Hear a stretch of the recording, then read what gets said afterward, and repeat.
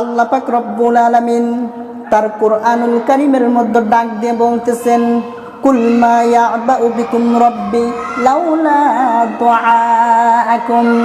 সূরা ফুরকান 25 নম্বর সূরার 77 নম্বর আয়াতে আল্লাহ পাক রব্বুল আলামিন ডাক দিয়ে বলতেছেন, দুনিয়ার মানুষ গো,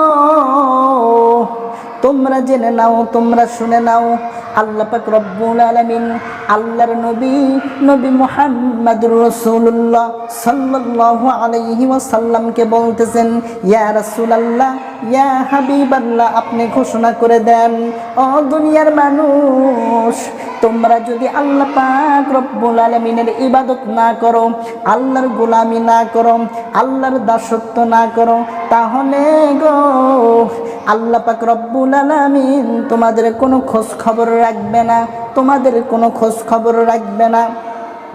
এখন হয়তো বলবেন, হুজুর, আল্লাহ পাক রব্বুল আলামিন এই দুনিয়ার মধ্যে যারা নামাজ পড়ে তাদেরকেও আল্লাহ খাওয়াচ্ছেন, আবার যারা নামাজ পড়ে না আল্লাহ তাদেরকেও খাওয়াচ্ছেন। আপনি তো ভুল বললেন।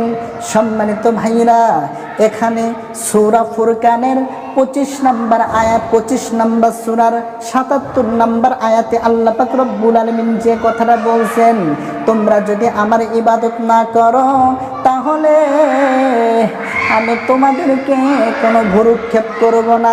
এর মানে হলো যেই দিন হাসরের ময়দান কায়েম হয়ে যাবে, যেই দিন কেউ কাউকে চিনবে না, যেই দিন আল্লাহ পাক রব্বুল আলামিন কাহার নাম ধারণ করবেন, সেই দিন আল্লাহ পাক রব্বুল আলামিন ওই সমস্ত ব্যক্তিদের দিকে তাকাবে না যারা আল্লাহ পাক রব্বুল আলামিনের ইবাদত করে নাই। আল্লাহ পাক রব্বুল আলামিন তো দুনিয়াতে খাওয়াবে, পরকালে তাদের কোনো অস্তিত্ব থাকবে না, তাদের দিকে আল্লাহ তাকাবেন না। এমনকি আল্লাহ পাক রব্বুল আলামিন তাদেরকে এই পৃথিবীর থেকে ইবাদত করে না যাওয়ার কারণে আল্লাহ পাক রব্বুল আলামিন ওই হাসরের ময়দানে বিনা হিসাবে জাহান্নামে প্রবেশ করাবে।